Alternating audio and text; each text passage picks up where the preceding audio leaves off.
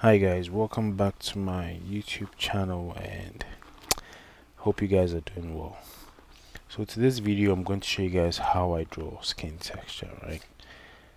So this video is from a live stream that I had yesterday. So in case you guys don't know, I'm going to be streaming much more here on YouTube rather than TikTok. So if you're not subscribed, make sure you subscribe and hit that notification bell so you don't miss any future uploads or any live videos when I go live. Okay, so let's just jump into the video. So those of you who don't know the tools and materials I use, everything is listed in the description. Okay, so whenever I say something and you wonder what it is, you can go look in the description. The name and the link is there. If the link doesn't work, just copy the name and you can find it somewhere else on maybe Amazon or another store or something. But everything is in the description. So for the brushes that I'm using some basic makeup brushes. I mainly use makeup brushes and sometimes paint brushes to apply my charcoal powder, which is what I'm doing right now. So in case you're wondering if you think it's graphite, no, it's not graphite. This is charcoal, gray, Jacquard gray charcoal set. So you can find that in the description. It comes in sticks, and then I use a knife to make powder out of it. So that's what I use the brush to. That's what I apply with the brush. So right now I'm just applying the base layer. It comes in different shades of gray, so that helps. Since the charcoal comes in different shades of gray, I can choose how dark I want my charcoal to be, which is very important. So I'm just applying the base layer and then I keep building the tones till I get the desired tone that I want.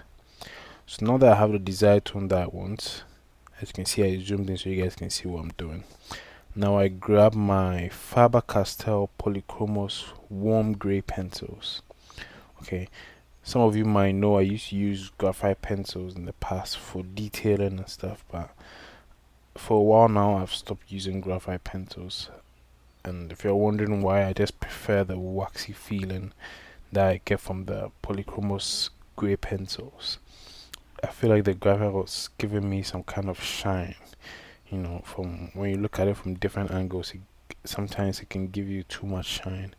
And I'm not saying that color pencils don't give you shine. They can give you shine if you use them wrongly, or if you press too hard or something. But the gray colored pencils they also come in different shades of gray. So I got all the six shades of gray from almost white to dark gray. So that's what I use for my detailing now instead of graphite pencils. So you can find all those either from your local art store or you can find them online. So I'm using one of the gray pencils to just draw out some of the skin pores that I can see, those the shadow parts of the skin pores, and then we'll come in with the eraser later to create those little highlights around the skin pores. That's going to give the illusion of depth in the pores. Okay, so for now, just grab your warm gray pencil, just create those little dots and stuff you see on the face. It doesn't have to be as accurate as you see on the picture. Okay, it just has to look like skin. So that's what I'm doing right now.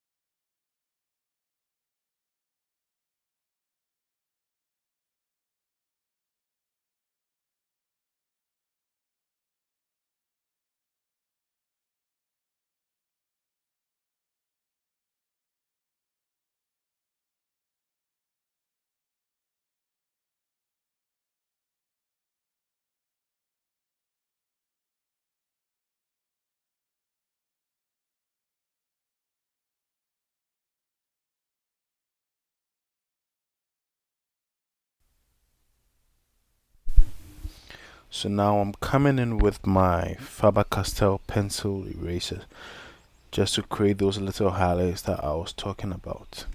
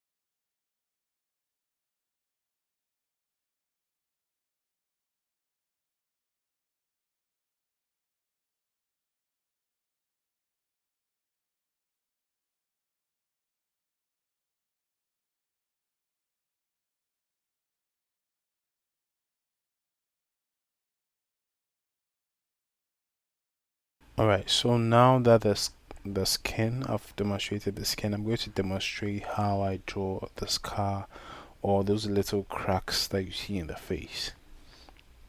So it's really not as complicated as it looks. So I start off with the line, that's going to be the darkest part of the scar. So I'm just indicating where the line is going to be, where the scar is going to be. I'm using a general charcoal pencil. You can use whatever grade, whether hard, medium, or soft, but at this point I just wanted to put a line down to demonstrate, to show myself where the line is going to be. Then I went a little bit darker before I blended everything together.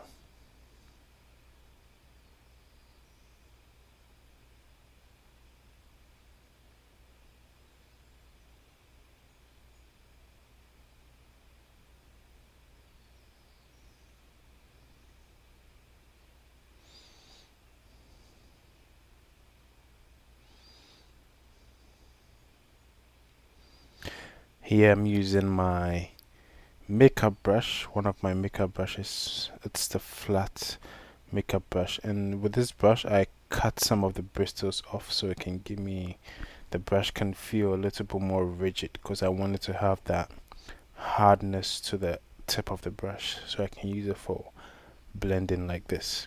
So now that I blended that in, I'm going to use my kneaded eraser to create the highlight around the scar. So this is where the illusion, where this is how the illusion is created. Everything is just shadows and highlights.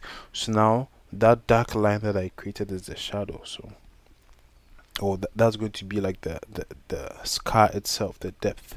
So I have to create a highlight, and then after that I'll have to create a shadow around that highlight. So that's going to give that illusion of the skin opening up. So you guys will see what I'm talking about in a second. You can see I'm creating some highlight around the scar. It's subtle, it's not too bright, but it's going to do the job. So Now that I've created the highlights, we'll have to go in and then create a shadow. So I grab my Faber-Castell Polychromos colored pencils as well again, and then I use that to create a shadow around the highlight at the bottom of the highlight, because in my reference the light source is coming from sort of the top right. Alright, so that means the shadow is going to be cast on the bottom of this car. So if it's relative to your reference, in your reference the highlights could be coming from the left, it could be coming from the right, it could be coming from the bottom. In my case it's coming from the top, so the shadow is going to be cast on the bottom. Right, wherever the light is less, which means since my light is coming from the top, the light is going to be less on the bottom. That's where the shadow is going to be. So I'm just going to shade in some of the shadows, and then that will be the end of the video, because now you can see this car really showing up, and it looks like the guy's skin has been cut or has been opened, whatever. So this is a simple technique you can use in anything. It doesn't even have to just work with skin. It could be, let's say you're drawing someone's clothes and he has a tear in the cloth, in the dress, right? You can use the same principles, the same techniques. So it doesn't have to work with just skin. It can work with anything, as long as you understand the basic principles of how highlights and shadows work. You can really shade anything you want. So I'm just going to let the rest of the video run, and then